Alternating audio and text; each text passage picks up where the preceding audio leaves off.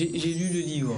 Bonsoir à tous, bienvenue dans Secret de Femme. Je suis très heureuse d'être avec vous aujourd'hui et je suis persuadée que mes deux queens invitées du jour le sont également. C'est la fin de la semaine, donc espérez-en bien. En cas, vous voyez, on belle fausse bazote, tout patou. Bienvenue. Je vous rappelle encore une fois, si vous ne le savez pas, cette émission est en direct. Ça veut dire quoi? À tout moment, vous pouvez interagir, intervenir, réagir avec nos invités du jour, leur poser des questions parce qu'elles ont hâte.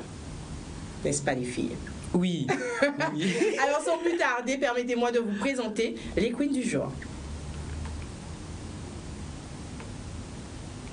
Nous avons donc aujourd'hui Rachel Lolia, la queen numéro 1.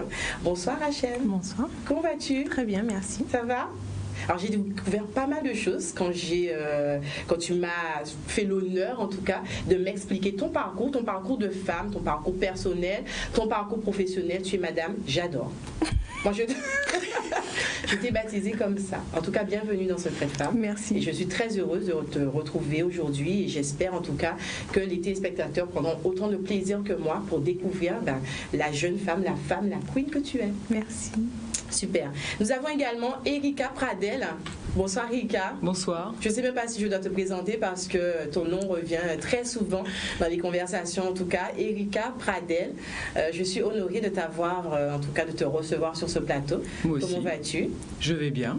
Femme multicasquette, j'ai envie de dire. En tout cas, c'est ce que j'ai retenu toi de ton parcours. Femme multicasquette, beaucoup d'expériences et tu as su faire en tout cas de ces expériences ta force aujourd'hui. Exactement. Tu es content d'être avec nous? Oui, je suis content d'être avec vous. Super. Bien sûr. Très bien. Comme j'aime à poser cette question et je vous la pose à vous, mes queens, est-ce que vous êtes prêtes à dévoiler vos petits secrets d'épanouissement et vos secrets de réussite? Oui, bien sûr. Bien sûr. Bien sûr. Allons-y. Tous les secrets, c'est vrai? Allons-y. Super, très bien.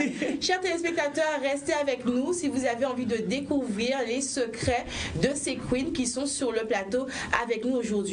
N'hésitez pas, partagez ce moment avec nous et encore une fois, merci. On va commencer par Rachel. Oui. N'est-ce pas Rachel? Oui. Alors pour ceux qui ne te connaissent pas, est-ce que tu peux un petit peu nous parler de toi? Qui es-tu? Qui est Rachel? Tu es maman, mais tu n'es pas que maman. Alors, je suis d'abord Rachel. Tu es d'abord Rachel avant d'être maman. Ah, oui, excusez-moi. J'insiste. Je suis Rachel. J'ai bientôt 32 ans. Ça va, tu dis ton âge tranquillement? Ouais, tranquille. Moi, je suis OK. Il n'y a pas de souci. Donc, voilà, bientôt 32 ans. Je suis guadeloupéenne. Je suis également maman de 2 petites filles, une de 6 ans et une de bientôt 1 an. Super. Et sur le plan professionnel, je suis biologiste et aussi ingénieure en communication, mais globalement, je dis que je suis entrepreneur, tout simplement. D'accord. Pourquoi globalement tu dis que tu es entrepreneur?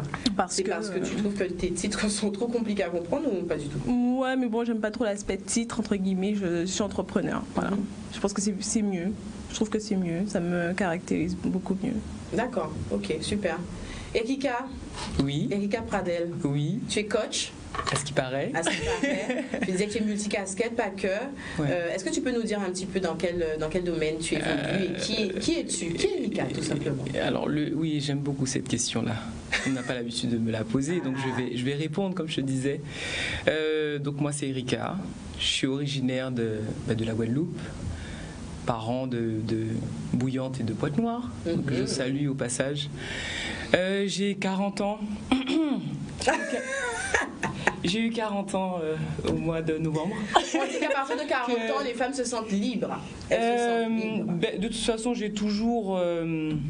je me suis toujours battue pour ma liberté, donc ce n'est qu'une continuité pour moi. Très bien. Voilà, donc, les 40 ans n'ont rien changé. Voilà, mes 40 ans, si quand même, quand on a les 40 ans, on réfléchit quand même de ce qu'on a pu parcourir jusqu'à maintenant.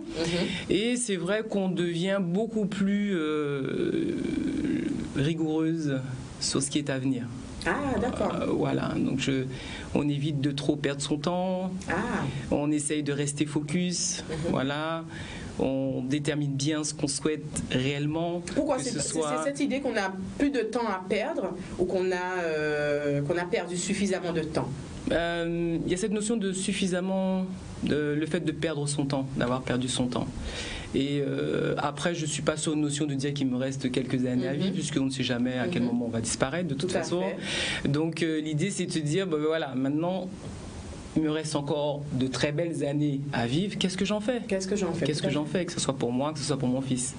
Ok, c'est bien ça. Ah oui.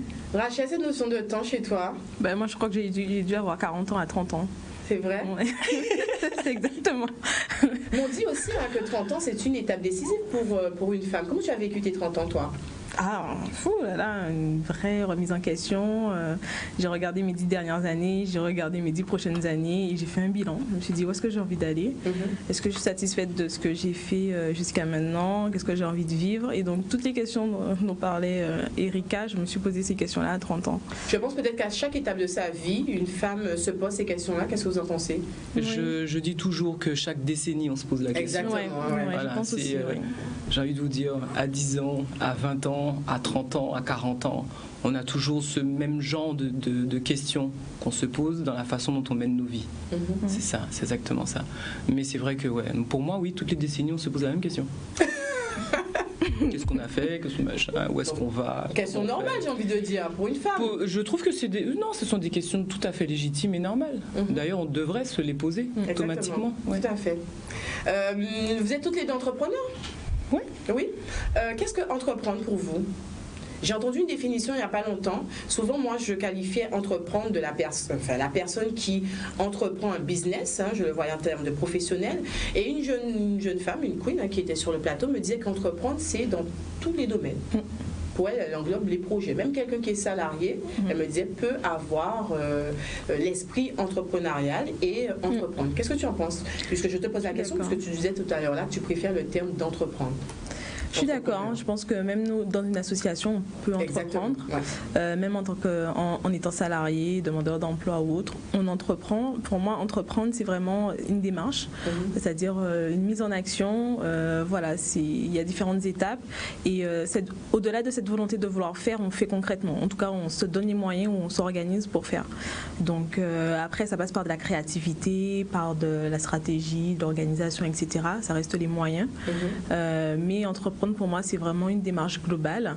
Et dire que je suis entrepreneur, je pense que ça clarifie mon aspect créatif, entre guillemets, parce que j'aime bien. Tu ne te limites pas? Non. Exactement. Je ne me limite pas à un domaine, à un titre, mais vraiment l'envie de faire, quoi. Donc aujourd'hui, je peux entreprendre dans un domaine, par exemple, plus axé biologie, sciences, mais demain, je peux vouloir entreprendre dans l'immobilier. Enfin, voilà. Exactement. Donc entreprendre, c'est vraiment ce qui m'anime au quotidien. Donc, ça fait combien de temps que tu te considères comme une entrepreneur? Que pour toi, l'entrepreneuriat a pris une place importante? Je pense que je l'ai toujours été, en fait. Tu as toujours eu cette fibre? J'ai toujours été, ne serait-ce que de prendre une décision, c'est déjà entreprendre. J'ai toujours mis en place des projets, des fêtes, que ce soit des fêtes, ne serait-ce que l'organisation de mon anniversaire. C'est un projet. J'étais jeune. Oh là là, mes parents étaient embarrassés avec moi. Je prenais une année pour organiser l'anniversaire d'après, quoi. Donc ma fille aussi, elle est un peu comme ça. Donc oui, après ça s'est décliné sur des actions en association, sur des activités extrascolaires, le sport, me disais, etc. Tu as toujours été impliqué, soit délégué des délégués, soit au conseil de la vie, on dit CVL, responsable de classe, etc. Tu as toujours eu cette partie chez toi où tu avais envie de t'engager quelque part, d'apporter ta pierre à l'édifice. C'est ça? Oui. Ok. Erika, pour toi, entreprendre, est-ce que ça fait un moment? Comment tu définirais pour toi cette notion d'entreprendre? J'ai l'impression d'avoir plusieurs définitions en fonction des personnes que je croise, du fait que j'accompagne des personnes à créer leur entreprise et développer leur activité. J'ai l'impression que j'ai plusieurs définitions. Mais en fait, ce sont des Toi aussi, alors, tu raccordes cette notion à le milieu professionnel simplement? Pour moi, déjà entreprendre, il y a déjà une fibre, le côté entreprenant. Voilà, c'est le fait de pouvoir mener les choses jusqu'au bout, enfin du moins ce qu'on peut faire, de pouvoir créer des choses, de pouvoir coordonner, de pouvoir piloter, de pouvoir apporter de la joie et du bonheur vis-à-vis des autres. C'est surtout ça, parce que lorsqu'on entreprend, on est au service des autres. Exactement. Donc, et c'est plutôt eux qui vous disent si vous avez réussi ou pas. Puisqu'on peut beau avoir le plus beau service ou le plus beau produit, c'est le client final qui vous dit ce qu'il en est en termes de satisfaction. Donc voilà, moi la réussite de l'entrepreneuriat passe par effectivement toute une notion de compétences acquises qui nous permettent effectivement d'arriver à un objectif bien précis, que ce soit dans la naissance de produits ou de services, voilà, pour les autres, pour l'autre. Justement, parlons des autres, d'expériences. Les expériences pour toi, tu disais c'est important. Chaque expérience apporte une leçon. Ouais, lorsqu'on est conscient, surtout. Ça veut dire quoi, ça? Ah ouais, c'est quand on... Quand je dis conscient, c'est après expérience de pouvoir s'asseoir et de bien regarder ce qui s'est passé. Faire le bilan. De pouvoir faire une analyse. Voilà, une analyse de ce qu'on a pu vivre, de ce qu'on a pu entendre, subir. Puis au final, vous vous rendez compte que la façon dont vous vivez ou la personne que vous êtes aujourd'hui, en fait, ça s'est nourri de tout ça, en fait. Exactement. Ça s'est nourri de tout ça. Donc aujourd'hui, je sais que si je garde la tête sur les épaules, c'est que c'est grâce à ces expériences-là. Peu importe, qu'elles soient positives ou négatives, elles m'ont toujours servi. Toujours. Erika a-t-elle eu des expériences douloureuses? Je crois que comme tout le monde. Non, Erika, je suis la seule. Erika, pas échapper question là. Tu as le droit. Non, tu as le droit de prendre un joker. Tu as le droit de prendre un joker si tu veux. Mais c'était une question pour Erika. Ouais, non, je l'ai vu venir. Douloureuse, oui. Surtout sentimentalement parlant. D'accord. Ouais, plutôt dans ce domaine-là pour toi. Ouais, j'ai pris des coups comme certaines femmes, comme certaines personnes dans leurs relations amoureuses.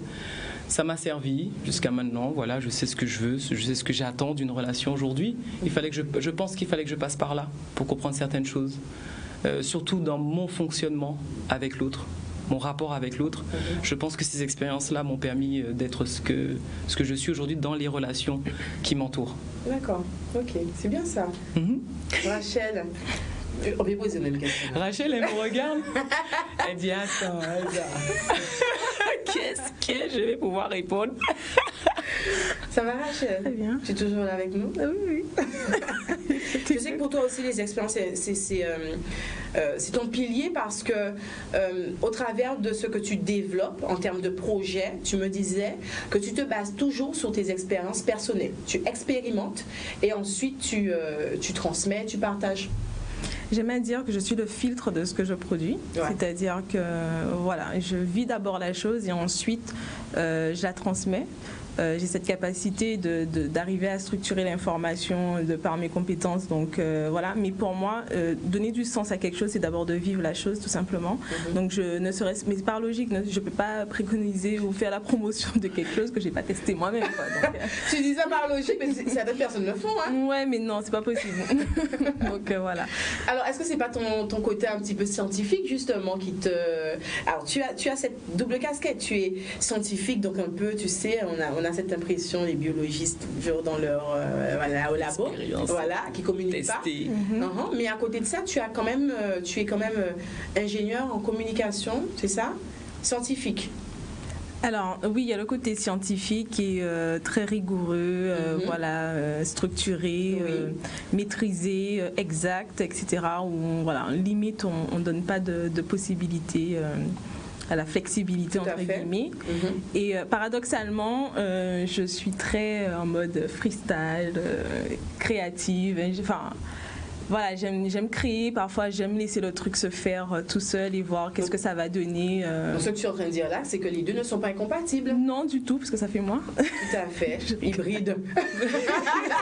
C'est exactement ça. Non, en plus, c'est vrai, c'est exactement ça. C'est comme ça que je me qualifie d'hybride. Ouais. Je pense qu'il faut trouver en fait, finalement un juste milieu de la manière dont ça peut nous correspondre. Donc, oui, il y a des moments où quand j'ai besoin de me recentrer, je sais être rigoureuse, carrée, structurée, ordonnée, etc.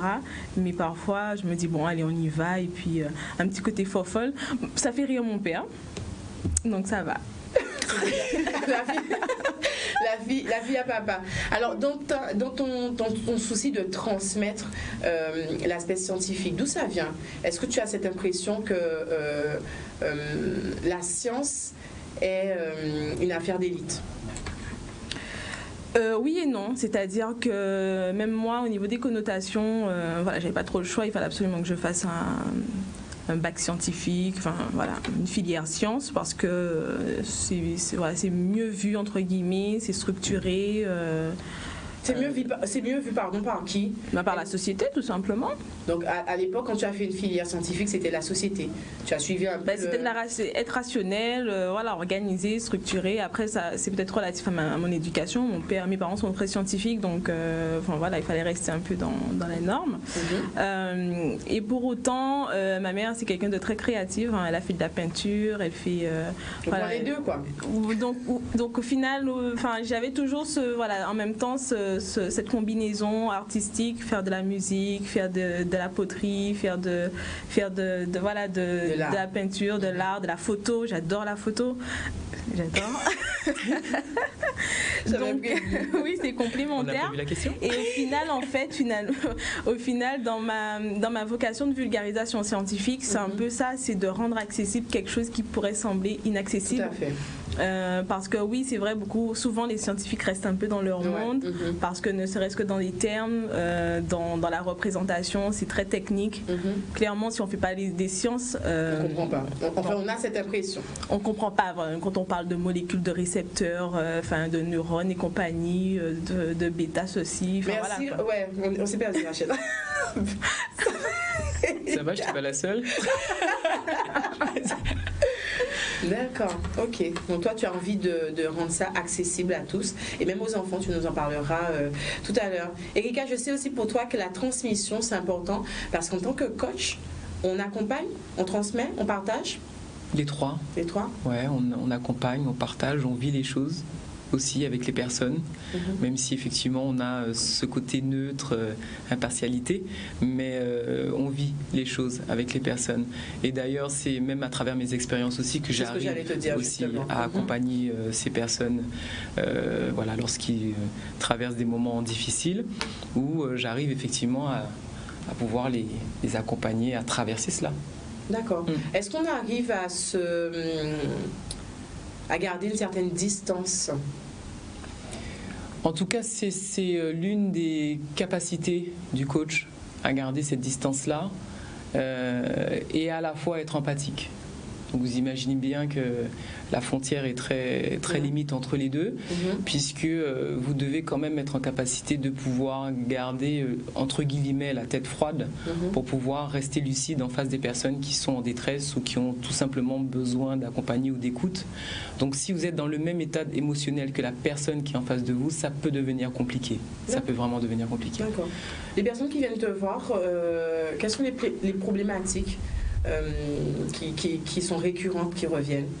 Alors moi, à la base, il faut savoir que je suis spécialiste en business, donc j'accompagne essentiellement des porteurs de projets, des chefs d'entreprise, des entrepreneurs, voilà, donc c'est plutôt sur le côté leadership, sur le côté transition, synchronisation entre l'homme et projet.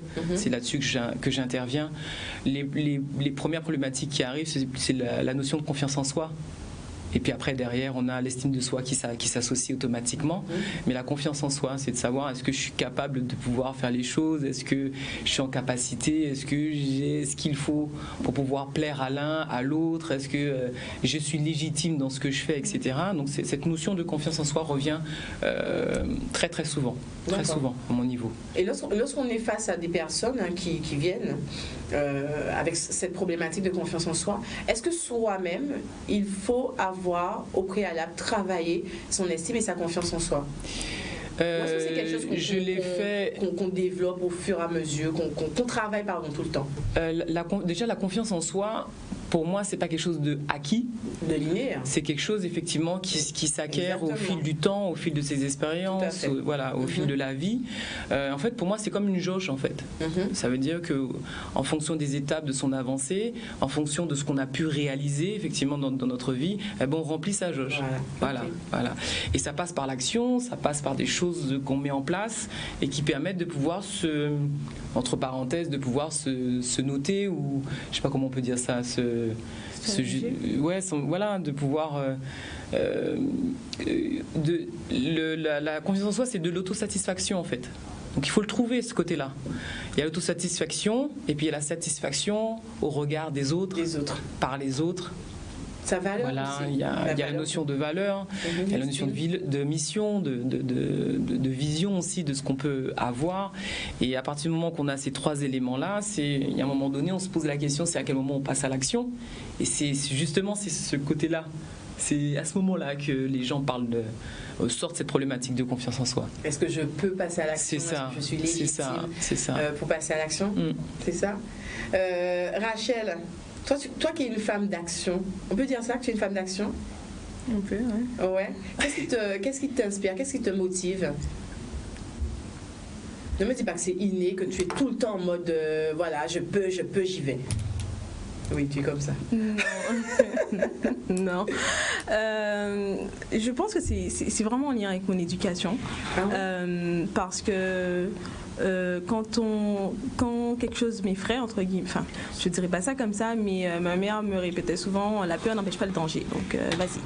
Donc on m'a toujours poussé, par exemple, j'avais peur du noir, c'est là que tu vas aller dans le noir pour surmonter un peu tes peurs. Et oui, j'ai peur de l'action. Parfois, je me dis, il faut que je fasse ça, etc. Mais non, franchement, j'ai la flemme ou je vais pas le faire. Ouais. Et en fait, finalement, je me dis, mais non, si je te le fais.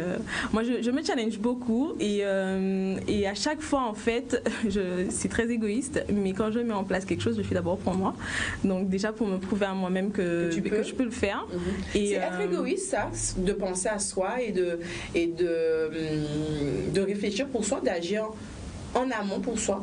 Mais en fait, je pense que par rapport aux différentes connotations du système, on peut qualifier ça d'égoïsme. Mais moi, je trouve que c'est tout à fait normal, quoi. Enfin, si je ne fais pas déjà pour moi, je ne peux pas faire pour l'autre. Donc, oui, d'ailleurs, l'entrepreneuriat m'a permis de faire un très, très gros travail de développement personnel. Parce que c'était oscillant, même si on a l'impression qu'on a toujours confiance en soi, qu'on réussit, etc. C'est faux. Il y a aussi des échecs, des remises en question, où on pense faire quelque chose correctement et finalement on se rend compte qu'il n'y a pas un retour sur investissement ou alors qu'on est investi sur quelque chose mais que les personnes à qui on s'adresse s'en foutent en fait tout simplement. Donc oui, non, il y a des remises en question. On arrive à rester motivé quand même? Moi, j'ai pas trop le choix parce que, enfin voilà, ça m'anime vraiment, donc il faut que je fasse. Si je fais pas, je serai un peu dans la merde, quoi. Donc j'ai beaucoup de gros mots à la télé. C'est pas grave. Tu l'as pas entendu, mais il y avait tout. On n'a rien entendu. Non, c'est vrai. Non, mais oui, non, il faut le faire, quoi. J'ai envie de dire, si moi, j'ai conscience que c'est vraiment notre génération aujourd'hui qui devons agir tout simplement. Donc, j'ai envie de le dire, si un truc que j'ai envie de faire, je le fais pas moi, qui le fera à ma place, quoi. Je peux pas attendre que quelqu'un soit plus motivé de faire les choses que moi j'envisage de faire. Donc oui, je le fais, et puis de l'avoir fait, déjà ma première satisfaction. Et puis J'en ai fière. Oui, ça va même au-delà de la fierté, parce que là, par exemple, j'ai un challenge, je réussis à l'atteindre, je me dis, ok, c'est bon, je vais passer à la suite, quoi. Donc, j'aime bien ça, le côté adrénaline, et puis, moi, ça m'anime, j'aime bien, donc ça m'amuse aussi, donc voilà. Tu es un enfant, hein, toujours, un petit peu, tu as le cœur... Mais il faut toujours garder son âme d'enfant. Tout à fait. En parlant de son âme d'enfant, tu es maman de 2 filles? 2 filles, oui. 2 filles, elles vont bien? Très bien. Ouais. Tu me disais que ton expérience de maman, allié à ton côté scientifique. En fait, j'ai l'impression que tu pioches un peu dans toutes tes compétences. Ah ben oui, hein. Ouais. Maman, ton côté scientifique, ton amour aussi pour la nature, pour les fruits, les légumes que tu adores. J'adore ça. Franchement. Non, mais vous vous rendez pas compte, quoi. Enfin, on a la chance de pouvoir, sur un petit territoire comme la Guadeloupe, on a la chance de pouvoir pomme liane, pomme cannelle, maracuja, corosol, je sais pas moi, quenette, mangue, et toutes les variétés de canne. Mango. Voilà, alors qu'il y en a d'autres qui sont limitées, quoi. Pomme, poire, pêche. On a vite fait le tour. Voilà. Non, c'est génial. En plus, toute l'année, ça tourne. T'as pas le temps de réfléchir. Moi, je découvre encore des fruits, quoi. J'ai 32 ans, je découvre encore des fruits. La dernière fois, j'ai été marcher dans la forêt, j'ai découvert les nefs, quoi, il y a 2 ans. J'ai 32 ans, j'ai découvre les nefs il y a 2 ans, quoi. Erika, tu connais Les nefs? Les nefs du Mexique. Attends, j'ai pas Google. Ouais. Dans ces cas-là, c'est Google. Hein, Non, elle m'a acheté, Rachel, pour Rachel, fais-nous découvrir. Voilà. Pourquoi pas Rachel? Le ramboutan, l'ongane, tout ça, mais c'est trop bon. Ah oui, c'est trop bon. Justement, Rachel, en parlant de ça, tu découvres, tu partages. Comment tu as décidé de transmettre et de partager aux plus petits, aux plus grands aussi, de communiquer sur nos trésors, j'ai envie de dire? Alors, je suis tombée dans les plantes médicinales, donc ça m'a happée concrètement, sauf que j'avais pas envie de rester enfermée forcément dans ça. Moi, c'est vraiment toute la biodiversité qui m'intéresse. La thématique des enfants m'a toujours intéressée depuis ma première fille. Et donc, ce travail-là, je le fais en simultané avec mes enfants. Ouais. Ce sont mes cobayes. Hein. Mm-hmm. Donc, parce que tu disais, tu l'as dit tout à l'heure, c'est vraiment ton expérience. Ah oui, totalement. Tu affines, tu expérimentes, tu mets en place avec tes enfants, totalement. Tu vois comment ça fonctionne, etc. Totalement. Et à côté de ça, tu transmets après. Mes filles, ce sont mes cobayes. Et donc, du coup, quand je vois l'impact que ça a sur elles, je me dis, mais c'est trop génial, il faudrait vraiment qu'on fasse tout ça, quoi. Enfin, ça serait trop, ça serait vraiment top. Et clairement, les enfants sont les adultes de demain. Donc, comme je le disais encore, c'est à nous aujourd'hui de nous positionner. Et la société que nous avons envie de voir demain, c'est à nous de la construire à travers l'éducation qu'on va donner à nos enfants. Donc là, aujourd'hui, je suis maman à nouveau d'une petite de 1 an. Donc, je suis en pleine phase de diversification. Et de par mes constats personnels, je me suis dit, mais ça manque. Voilà, il y a des choses qui manquent, il y a des choses qui... j'ai les mêmes problématiques que certaines mamans. Enfin, je ne dis pas uniquement que j'ai le savoir absolu, hein, c'est uniquement par rapport à mon expérience que je décide de mettre en place un projet. C'est pas vraiment vrai. J'échange aussi beaucoup avec les mamans. Et quand je vois que on a 20 mamans à avoir le même problème, on y va. Tu te dis, ok. Il y a un truc à faire. Là, il y a un truc à faire. Voilà. D'accord. Et tu as décidé de faire quoi? Tu peux nous dire? Alors, là, j'ai édité très récemment, c'est encore sur le feu et tout, un guide, un livre. C'est encore sur le feu, donc c'est une exclue, secret de femme, c'est vrai. Oui, vraiment en plein lancement, un guide sur la diversification alimentaire à base de produits locaux. Super. Donc, qui s'appelle Typo Pays, tout simplement. Typo Pays, tout simplement, et pourtant qu'avait dit on l'habitait. Ouais. Donc c'est des petits pots que tu vas c'est un guide qui va permettre aux parents de diversifier l'alimentation alimentaire, l'alimentation en pas communication, l'alimentation de leur enfant avec des produits locaux. Et tu leur expliques un petit peu ce qui peut fonctionner, comment, et surtout à partir de quel âge peut-être? Déjà à partir de quel âge, quel produit qui correspond, quel produit sélectionner, parce que c'est pas tous les produits locaux qui sont c'est vrai. À n'importe quel âge. Voilà. Donne-moi un exemple. Déjà, ne serait-ce que la diversification, elle commence à partir de 4 mois.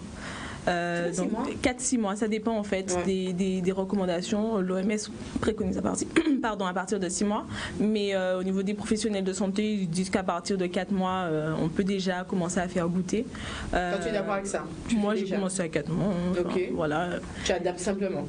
Après, il y a un ordre, il y a un rythme, et quand on contextualise tout ça à nos propres produits, quel produit finalement sélectionner? Quand on parle de courgettes, quand on va chez le pédiatre qui nous dit commencez par la courgette, par l'haricot vert, ok, mais en local il y a quoi qui me correspond?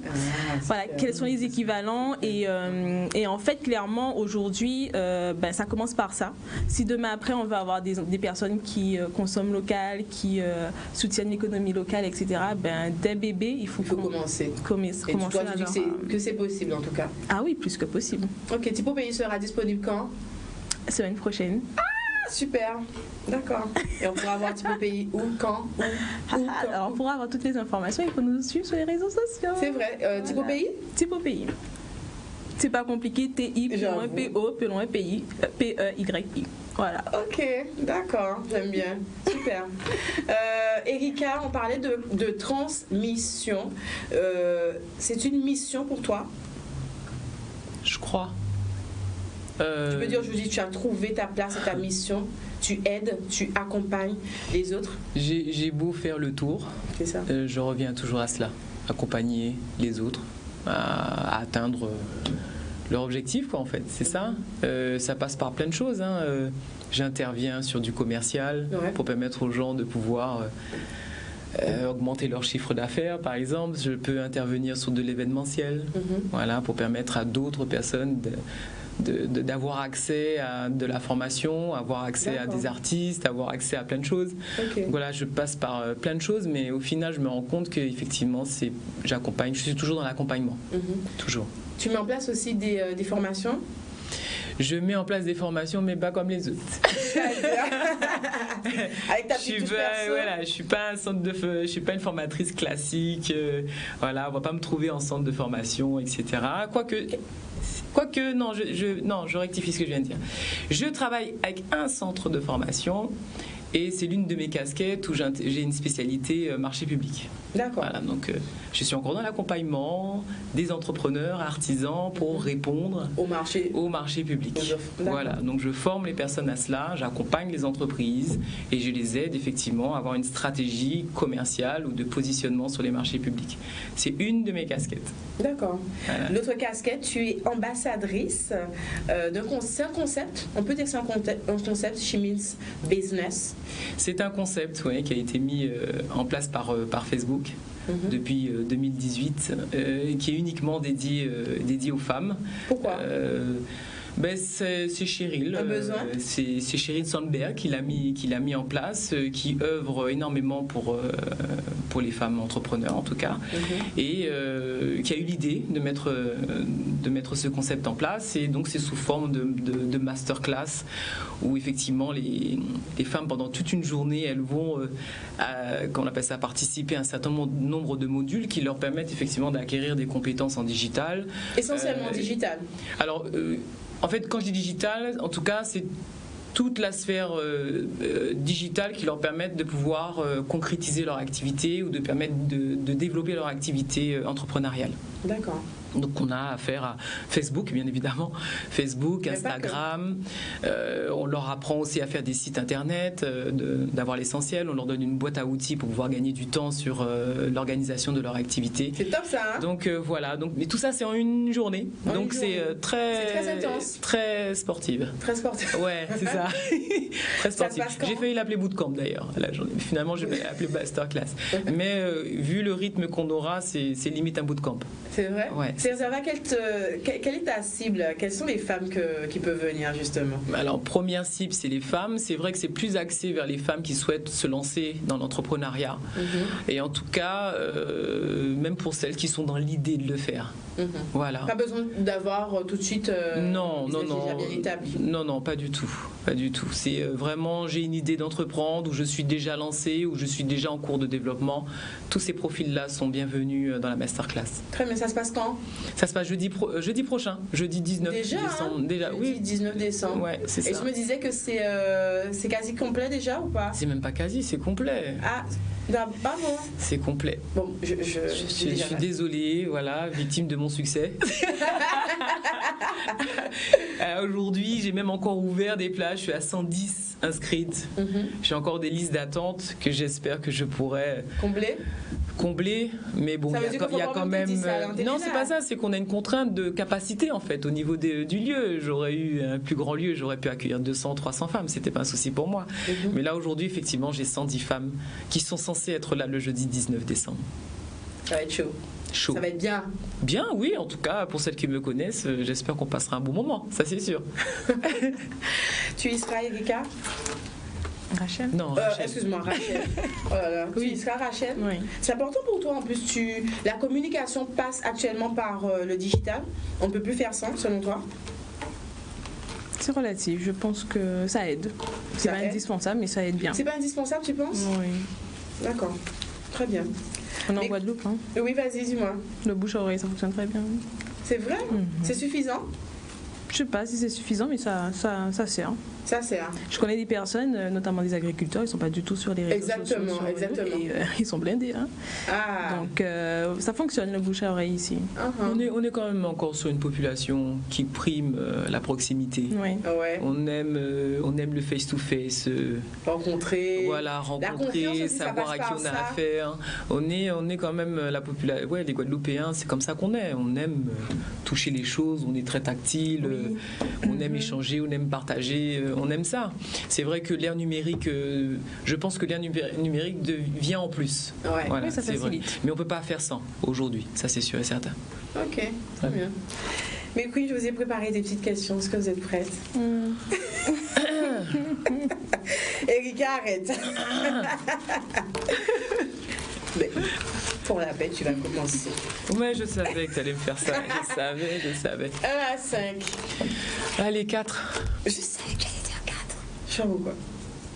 Tu savais que j'allais dire 4? Je sais pas pourquoi. Ça représente quoi pour toi 4? Je sais pas, j'ai dit comme ça, il n'y a rien de... Articule, hein, pose bien la question. Alors, je sais pas si tu as su. J'ai un temps de réflexion ou... J'ai l'impression que cette Rachel, question, c'est prépare-toi, c'est plutôt ton pour tour. une personne avec l'âme artistique, mais bon, pourquoi pas, on verra. L'expression de soi, qu'est-ce que ça représente pour toi? L'expression de soi. Tu as notre numéro 4 aussi, point à améliorer en 2020. Tiens, tu as le choix. L'expression de soi, qu'est-ce que ça représente pour toi? Ou alors l'expression de soi, c'est de pouvoir, pour moi, c'est s'affirmer dans toute sa splendeur. Voilà. Que je puisse faire les choses comme j'ai envie, de me présenter quelque part comme je le souhaite, de pouvoir aborder certains sujets comme je le sens. Donc pour moi c'est surtout ça en fait. C'est surtout ça. Ça m'aide beaucoup. J'aime pas me forcer. J'ai horreur de ça. Non plus. J'aime pas me forcer pour quoi que ce soit. On t'accepte comme tu es? Malheureusement, c'est ce que je dirais à tout le monde. Il va falloir m'accepter comme je suis. Comme j'accepte les autres. Ouais. Voilà. Donc, comme j'ai l'art et la manière de pouvoir fonctionner, de comprendre le fonctionnement des personnes, à partir du moment que je comprends comment les gens fonctionnent, je fais avec. J'ai un énorme respect pour ça. Donc, voilà, j'ai de la bienveillance pour tout le monde, comme je le demande à l'avoir pour moi-même. Super, il fait miroir ça, hein, quelque part. C'est ça. C'est ça. On va dire ça comme ça.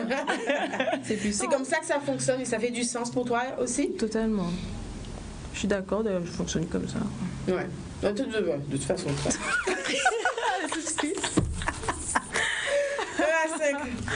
Rachel, Je savais qu'elle allait dire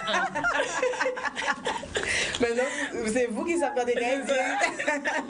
Ouais, une expérience la plus probante, marquante dans ta vie. Une expérience qui t'a marqué. Peut-être tes grossesses, je sais pas. Ouais, j'ai ce que j'allais dire, mon dernier accouchement. Ouais. Vraiment, j'ai accouché naturellement. Et je suis. Tu as accouché naturellement, sans rien, sans péridurale. Moi, je c'est possible. l'admire. La main dit que c'est possible. C'est possible, ouais. Et attends, je rajoute, je suis plus lâche que moi, tu meurs. Ah bon? Genre, j'ai jamais fait de tatouage parce que j'ai trop peur d'avoir mal. Ah, ok. Voilà. Et c'est pour ça que la péridurale. C'est bon, je me suis challengée. En fait, j'ai eu un déclic quand j'étais en Afrique. J'étais enceinte et il y avait une conférence et j'ai assisté. Et c'était un gynécologue qui expliquait que il y a pas plus normal qu'une femme qui accouche debout en fait. Je me dis ok. Et il expliquait en fait en quoi ça faisait moins mal. Je lui ai fait ok, mais c'est comme ça que je vais accoucher alors debout. Et donc du coup, on a la chance d'avoir une maison de naissance ici. Ouais. À l'époque, pour ma première fille, quand j'ai fait la recherche pour accoucher différemment, ça n'existait pas encore. Et pour la deuxième, je me suis dit, catégorique, c'est là que je vais accoucher. Et donc, j'ai été les voir, j'étais déjà juste, et j'aurais dit, mais j'accouche chez vous en fait. Elle me dit, oui, mais c'est pas comme ça, il faut être sélectionné. Je me dis, oui, mais j'accouche chez vous. Si j'accouche pas chez vous, j'accoucherai chez moi. Mais la vie, tu arrives, en plus, j'accouche debout. En plus, j'accouche de pas me recevoir. Elle me dit, ok, donc.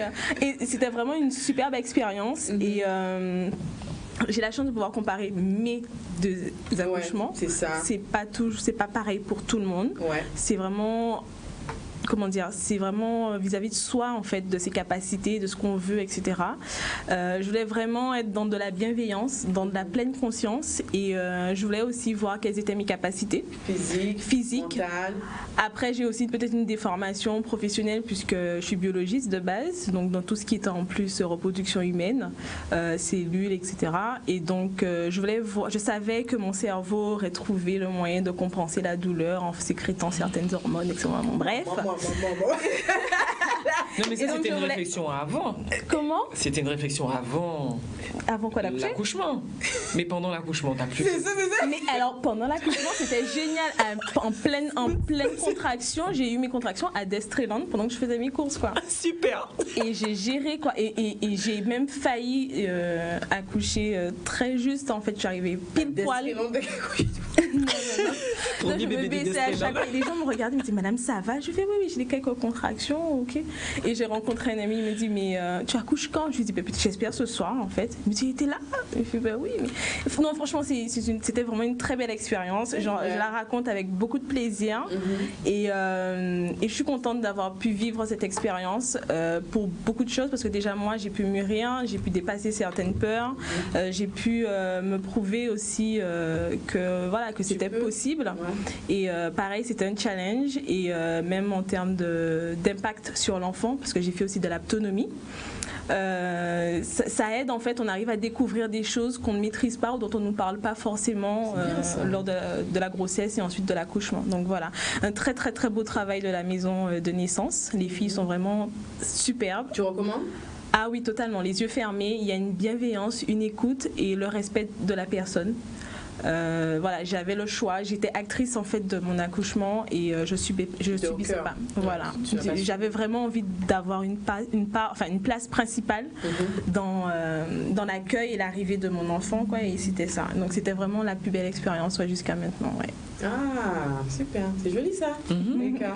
Heureusement que c'était pas une question pour moi. Erika, dernière question, Erika.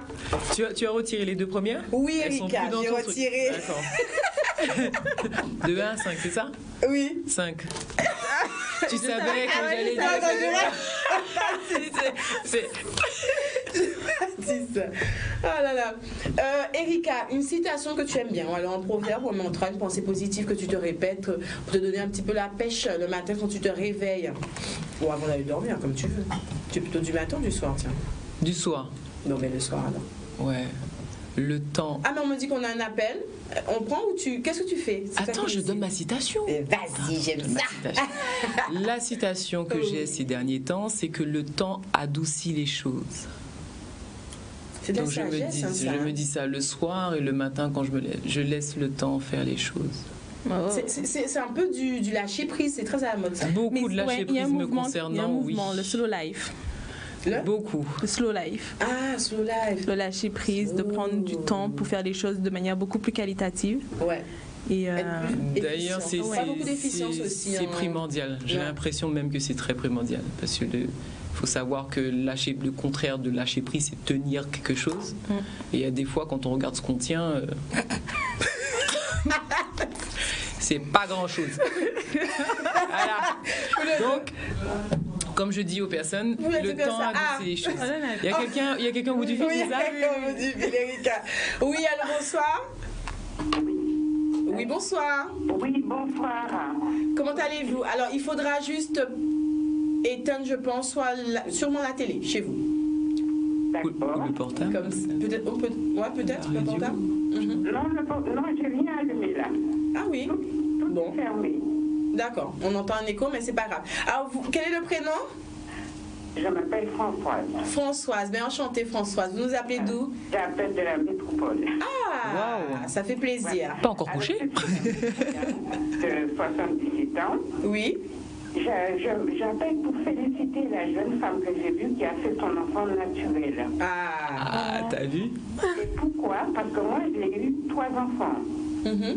J'ai mon poignet, que j'avais 20 ans, je l'ai fait normalement. D'accord. Et quand je fais les 2 autres, il fallait faire une césarienne et être endormie. Ah. Et c'était pour vous dire, madame, c'est la plus belle des choses, c'est de faire son enfant naturellement. On ressent quelque chose qu'on n'a jamais ressenti. Et je la félicite. Merci, madame, merci. D'accord? Arrêtons avec les péridurales. Elle a raison. Oui. Je lui donne raison. Parce que pour l'avoir vécu, je lui donne raison. Pas bon du tout, du tout. Et madame, je vous félicite encore. C'est la première fois que j'appelle pour des choses comme ça, mais je vous félicite et je vous dis de passer une bonne soirée. Ah, Merci, super. Mais madame, n'hésitez pas, en tout cas, merci. votre appel nous fait très plaisir, donc vous n'hésitez pas à rappeler. Et puis, voilà, ça, je pense que ça va encourager... comment? Les jeunes. Merci beaucoup. Oui, c'est ça, tout à fait. Ça va encourager les autres femmes. Rachel, tu rougis, c'est ce que tu essaies de nous dire? Non, mais je souris tellement là que... Elle a une crampe. Et vous savez une chose?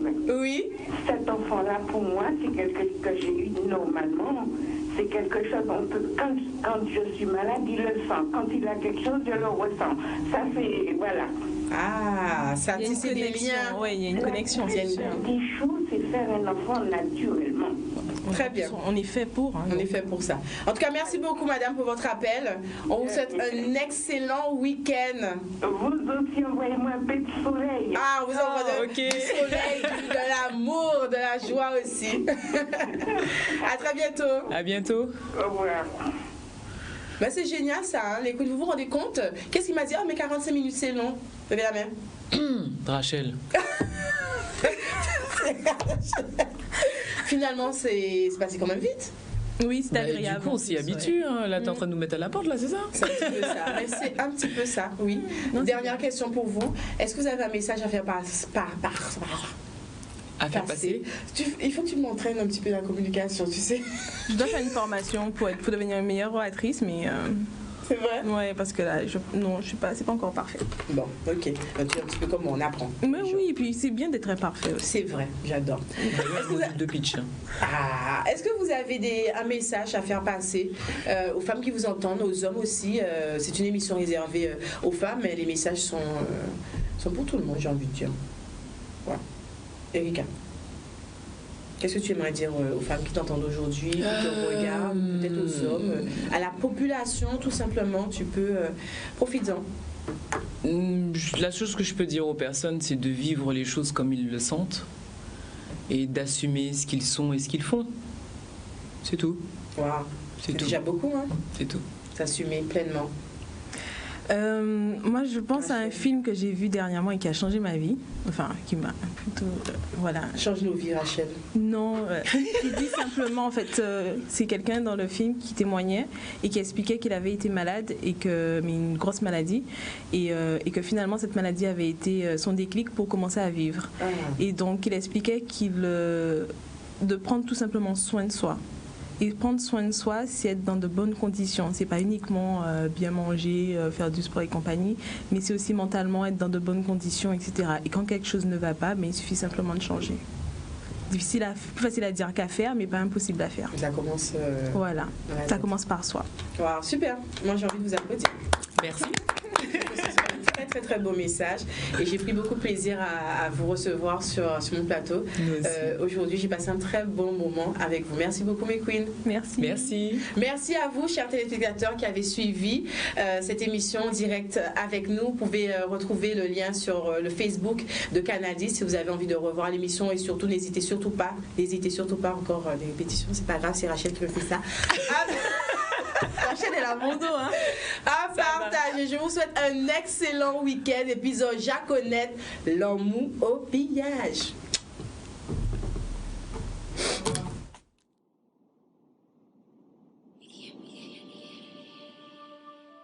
Audio Jungle.